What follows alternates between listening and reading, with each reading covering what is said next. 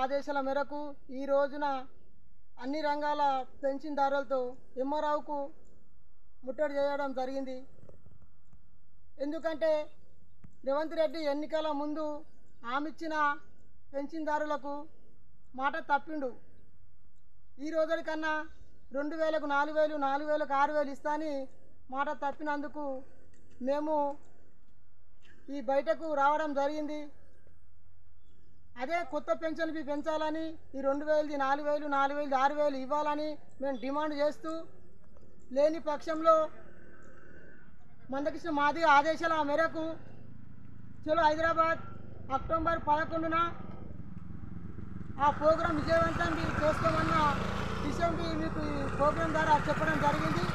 పెన్షన్ల ఐక్యత, పెన్షన్దారుల ఐక్యత.